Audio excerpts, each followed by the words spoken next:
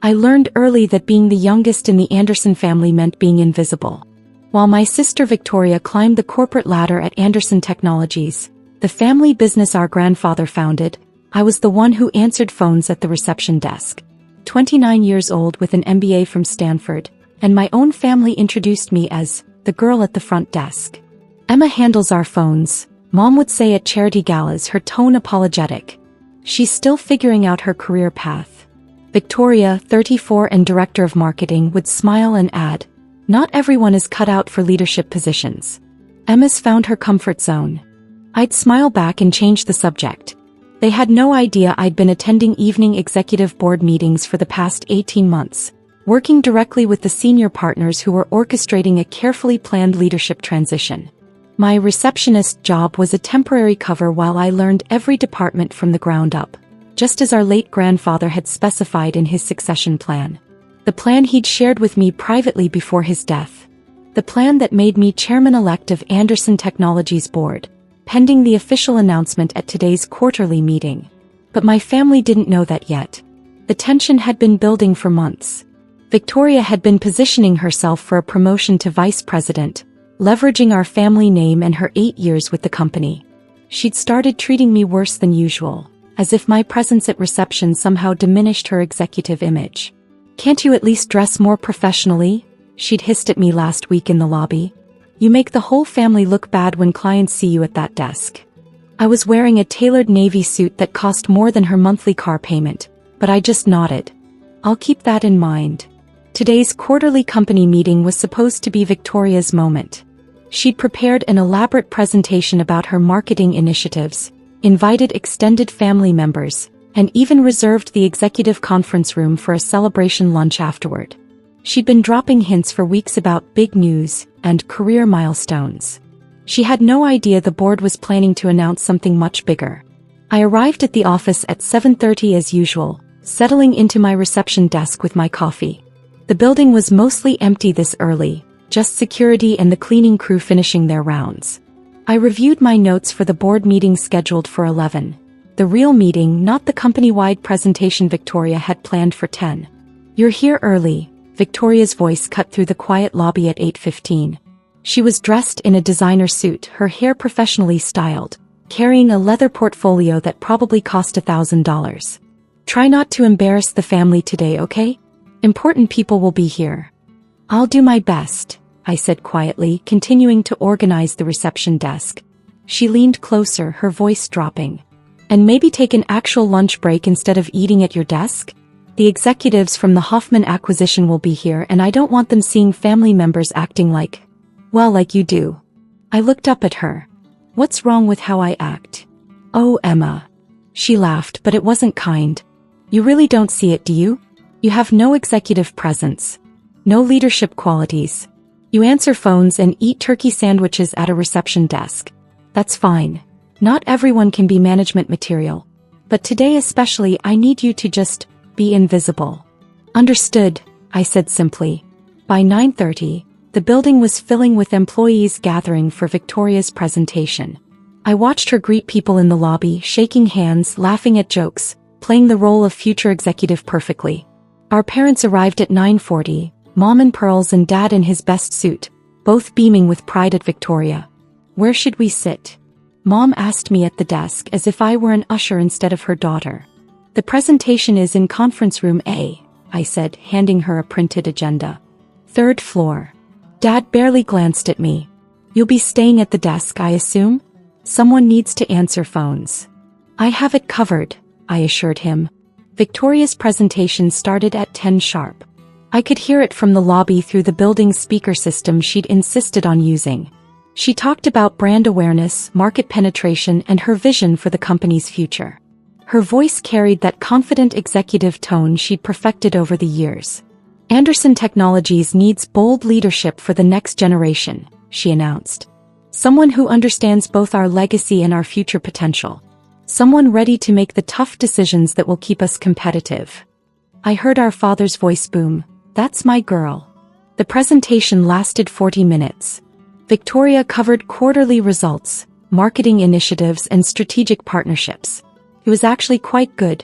She was talented at her job, I'd give her that.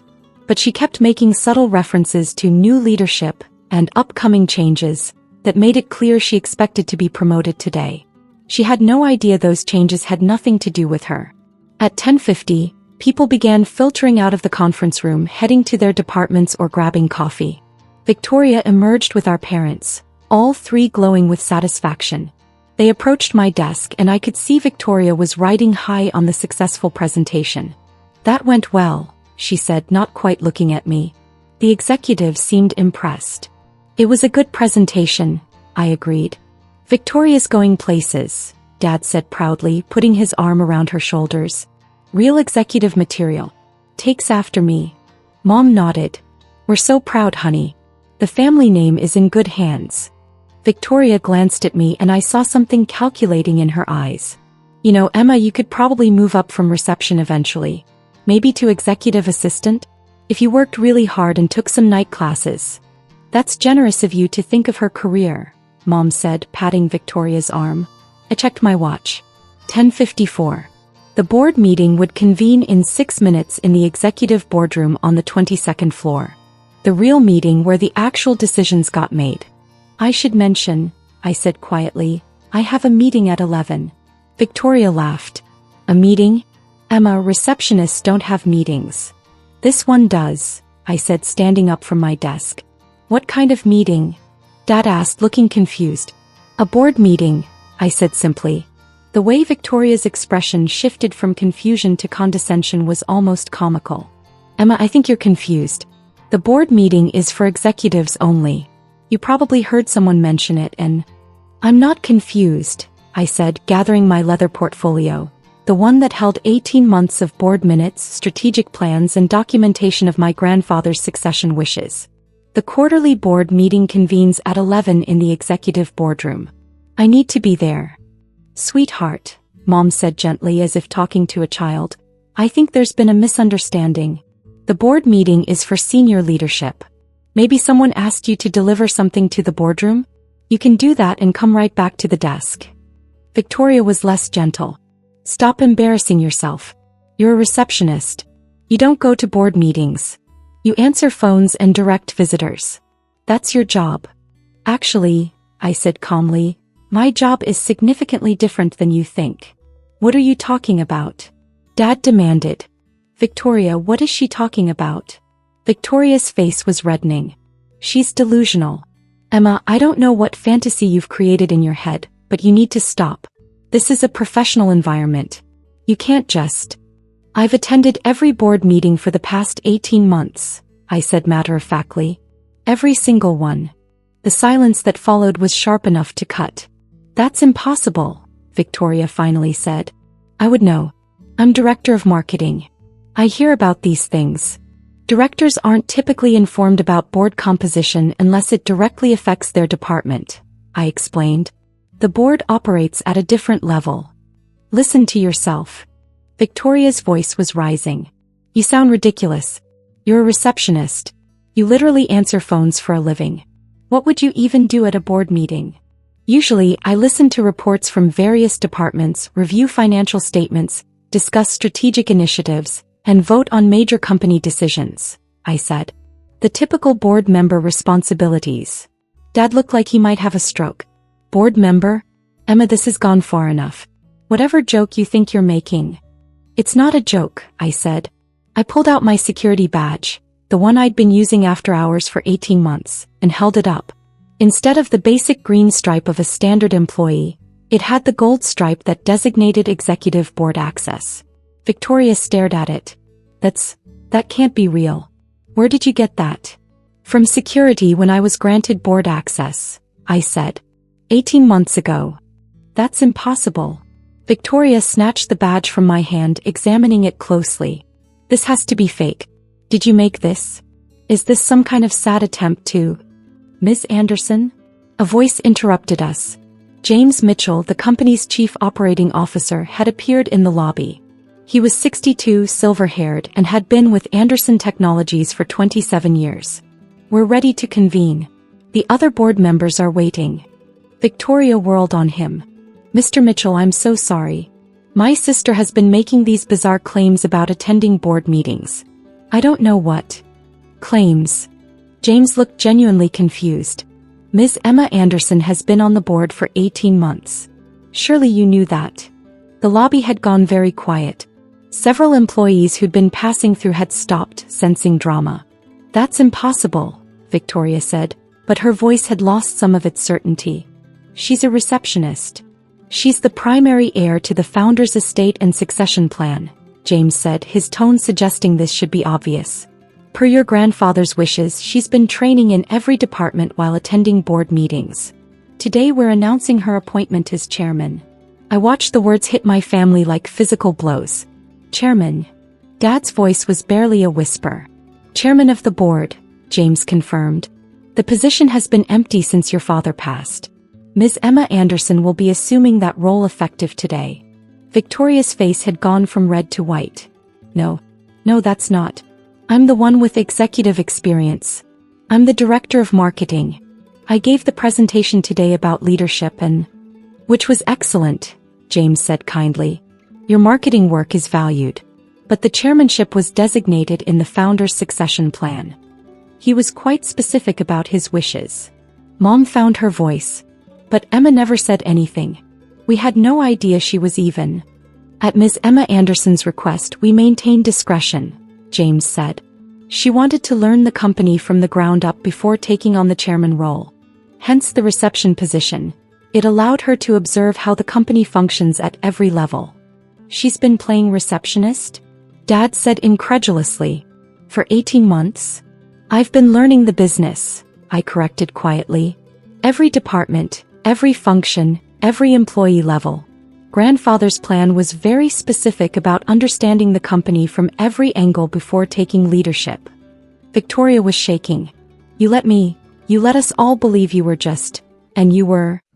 I was preparing, I said simply. The board meeting, James said, checking his watch. We should begin.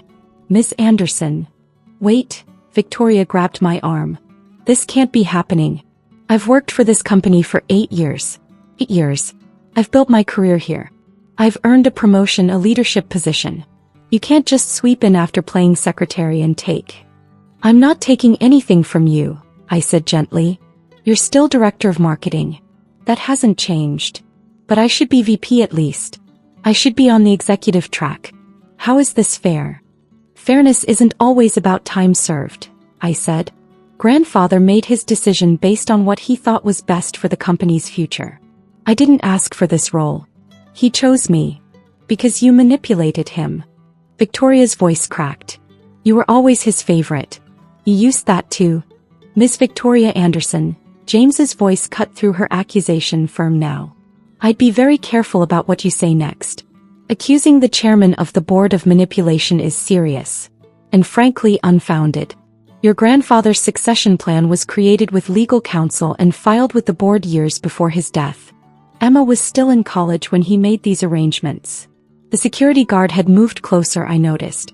So had several other employees watching the scene unfold. I don't understand, Mom said, looking between Victoria and me. Emma, why didn't you tell us? Because I asked her not to, James said. The board felt it was important for her to learn without the pressure of family expectations. We've been very impressed with her discretion and her dedication to understanding the business. The board meeting, I said again, checking my watch. I really do need to be there. Of course, James said. Shall we? I picked up my portfolio and moved toward the elevator. James fell into step beside me. Behind us, Victoria's voice rose. This isn't over. You can't just. Ms. Victoria Anderson, James said without turning around. I'd suggest you return to your department. We have a board meeting to conduct. The elevator doors closed on my family's shocked faces. That was uncomfortable, James said mildly as we rose toward the 22nd floor. Necessary though, I replied. Your grandfather would be proud, he said.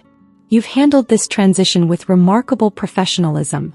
The executive boardroom was exactly as I'd seen it dozens of times before. A long mahogany table, leather chairs, floor-to-ceiling windows overlooking the city.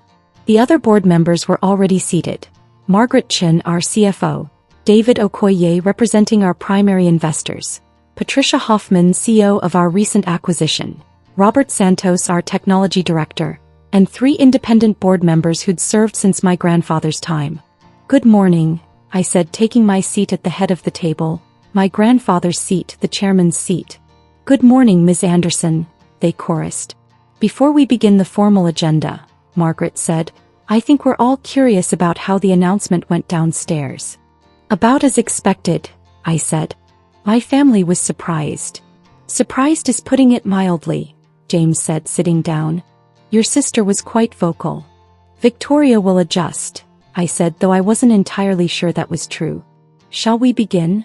The meeting covered quarterly financials, the Hoffman acquisition integration, budget approvals, and strategic planning for the next fiscal year. It was familiar territory after 18 months of observation and participation. But today was different. Today I wasn't just participating. I was leading. "The Hoffman integration is ahead of schedule," Patricia reported. "We're seeing synergies we didn't anticipate, particularly in the research and development divisions." "Excellent," I said, making notes. "David, have the investors expressed any concerns about the integration costs?" "Some initial questions," David said, "but the early results are reassuring them. The stock price has remained stable." We worked through the agenda methodically. Budget approvals for new initiatives. Personnel decisions for senior positions. Strategic partnerships requiring board approval. The meeting lasted 90 minutes, and by the end I felt the weight of what I'd taken on. "One final item," Margaret said. "The announcement to employees and shareholders. How would you like to handle that?"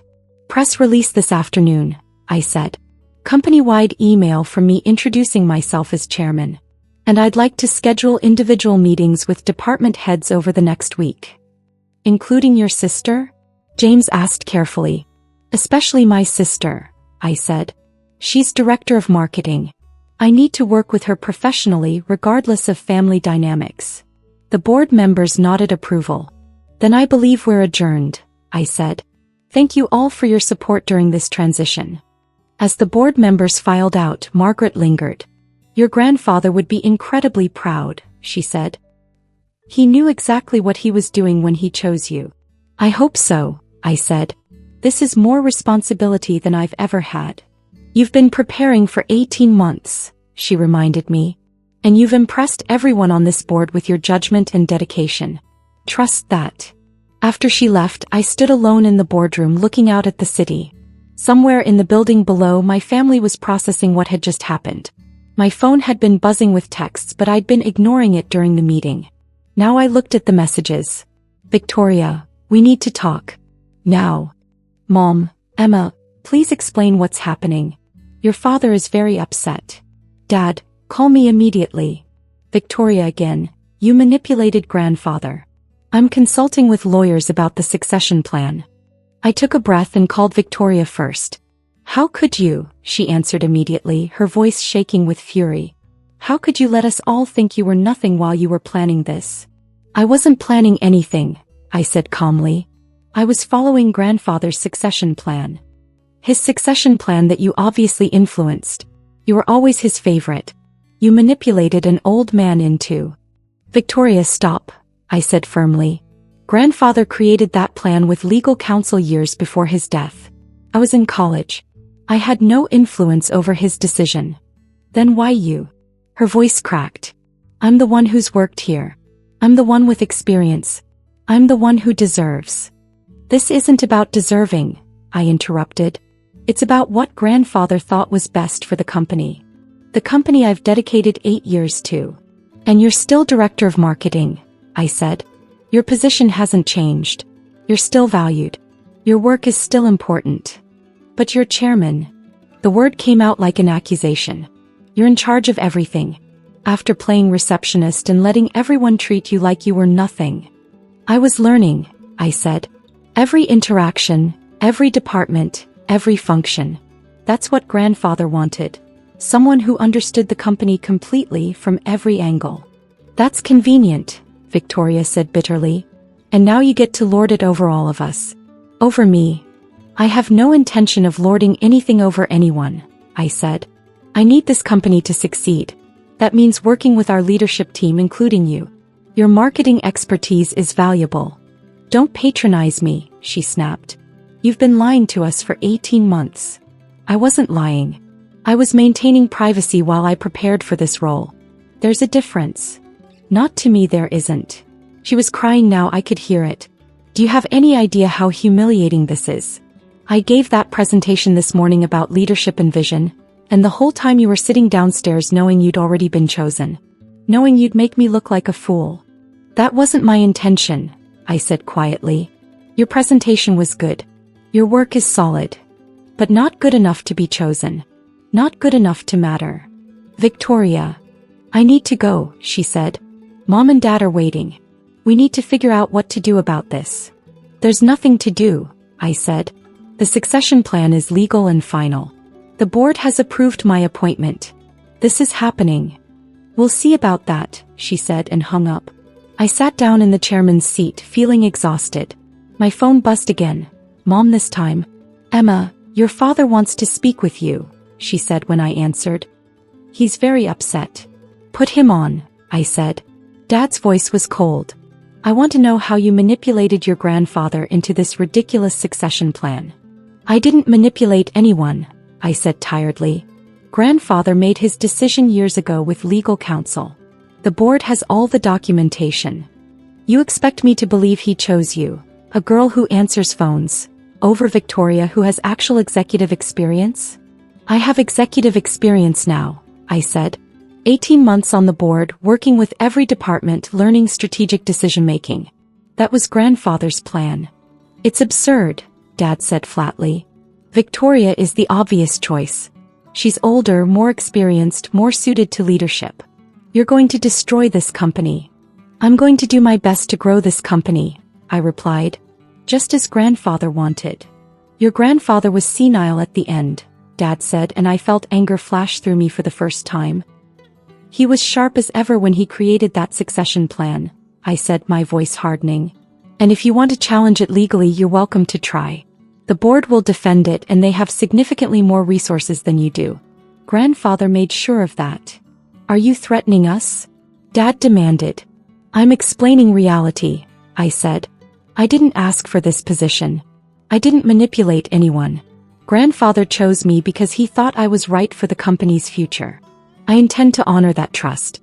If you can't accept that, then we'll have a difficult family relationship going forward. But the business decision is final. Dad was silent for a long moment. This is what you wanted all along, isn't it? To be above your sister. To prove you were better. No, I said honestly. What I wanted was to make grandfather proud and help his company thrive. The title is secondary to that goal. I don't believe you, he said. Victoria is devastated. Your mother is confused. And you're sitting in your grandfather's chair acting like you've earned the right to be there. I spent 18 months earning that right, I said. Learning, observing, preparing. I've put in the work. By lying to your family. By maintaining privacy while I learned. That's different. Not to us, Dad said, echoing Victoria's words. You made fools of us. That was never my intention. But it's the result, he said coldly. Don't expect us at family dinners for a while. Victoria needs time to process this betrayal. Betrayal. I repeated. Dad, I followed grandfather's wishes. How is that betrayal? You let us believe you were nothing, he said. That's the betrayal. The lies. The deception. The year and a half of pretending to be something you weren't. I was exactly what I appeared to be, I said. A receptionist who was also training for leadership. Both were true. We're done talking, Dad said. Your mother and I need to help Victoria through this. He hung up before I could respond. I sat in the empty boardroom, feeling the weight of what had just happened. I'd known my family would be upset. I'd prepared for that. But hearing the anger and hurt in their voices was harder than I'd expected. My phone buzzed with an email notification. The company-wide announcement had gone out. Subject: Leadership Transition Announcement. Dear Anderson Technologies team, it is my honor to announce that Emma Anderson has been appointed chairman of the board of directors, effective immediately. This appointment fulfills the succession plan established by our founder, Jonathan Anderson, and represents the next generation of leadership for our company. Ms. Anderson has been preparing for this role over the past 18 months through comprehensive training across all departments and active participation in board governance. Her deep understanding of our operations, strategic vision, and commitment to our founding principles make her the ideal choice to lead Anderson Technologies into our next chapter. Please join me in congratulating Ms. Anderson on this appointment. Sincerely, James Mitchell, Chief Operating Officer. My phone immediately started buzzing with messages from colleagues I'd worked with over the past 18 months. Congratulations. Surprise. Questions. Support. But nothing from my family. I spent the afternoon in individual meetings with department heads, formally introducing myself in my new role. Most were supportive, though I could see shock in many faces. The receptionist they'd been greeting for 18 months was now the chairman of the board.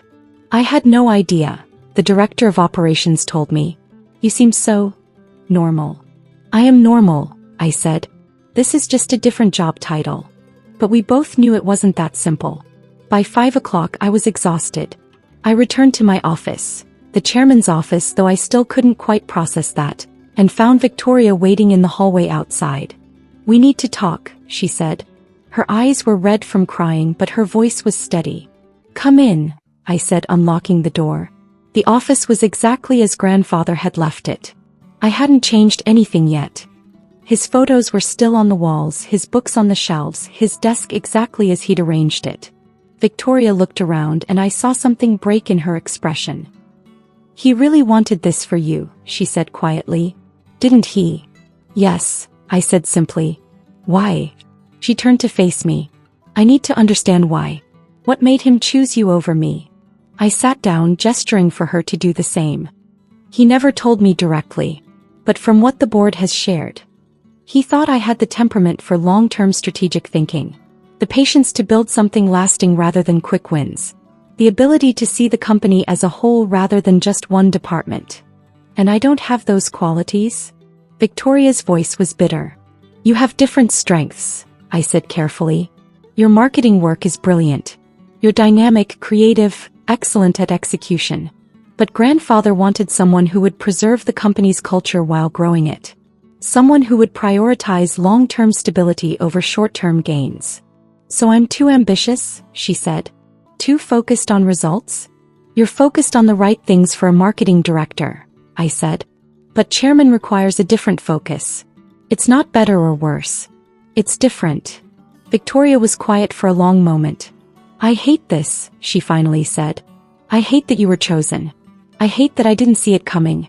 I hate that everyone at this company now knows I thought I was going to be promoted and instead my little sister became my boss. I'm not your boss, I said. The chairman doesn't manage department directors. You report to the COO, same as before. But you're in charge of everything, she said. Of the whole company. Of the board that makes all the real decisions. Don't pretend this doesn't change everything. It does change things, I admitted. But it doesn't have to change us. We're still sisters. Are we? She looked at me directly. Because right now I don't know who you are. The sister I thought I knew wouldn't have deceived us for 18 months. Wouldn't have let us treat her like she was nothing while secretly being groomed for the top position. I don't know this person. I'm the same person I've always been, I said quietly. I just had information you didn't. That's not a small thing, Emma. That's everything. She stood up. I need time. We all need time to process this. Don't expect things to be normal at family gatherings. I understand, I said. She walked to the door, then paused. For what it's worth, your presentation to the department heads this afternoon was professional. Grandfather would have been proud. Then she was gone. I sat alone in grandfather's office, my office now, and felt the full weight of what I'd taken on. The company, yes. But also the family consequences. The broken trust. The resentment that would take years to heal if it healed at all. My phone buzzed. Margaret Chin, the CFO. First day as chairman. How are you holding up? I typed back. Still standing. Barely. It gets easier. Give it time. And give your family time too. This is a shock to their system. I know. Thank you. Tomorrow we tackle the Q4 strategic initiatives. Get some rest tonight. I looked around the office one more time, then locked up and headed for the elevator. The building was mostly empty now, just a few late workers and the night security team. When I reached the lobby, the evening receptionist was at my old desk. "Good night, Ms. Anderson," she said, and I heard the new formality in her tone. "Good night, Sarah," I replied. In the parking garage, I sat in my car for a long moment before starting the engine. My phone showed 17 missed calls from various family members, none of which I had the energy to return tonight. Grandfather's voice echoed in my memory from our last conversation before he died. "Leadership is lonely, Emma. Especially at the top. You'll make decisions that upset people you love. But if you're doing what's right for the company, for the employees who depend on it, that loneliness is worth it." I hadn't fully understood what he meant then. I did now. I started the car and drove home, leaving Anderson Technologies behind. Tomorrow I'd return as chairman, ready to lead the company into its next chapter. But tonight I was just Emma Anderson, 29 years old, who just lost her family's trust while gaining the responsibility for thousands of employees' livelihoods. Grandfather had been right about one thing. Leadership was lonely. But as I thought about the board meeting, the strategic plans we'd discussed, the company's future we'd mapped out, I knew I'd made the right choice. To accept his succession plan. To spend 18 months preparing in secret. To take on this responsibility even knowing the family cost. The company would thrive. Under my leadership, with the board's support, and with talented people like Victoria contributing their expertise, Anderson Technologies would grow exactly as grandfather had envisioned. Even if my family never quite forgave me for how it happened. That was the price of leadership. And tonight, driving through the city my grandfather had built his empire in, I accepted that price. The board meeting would come to order tomorrow at 9 a.m. sharp. And I would be ready.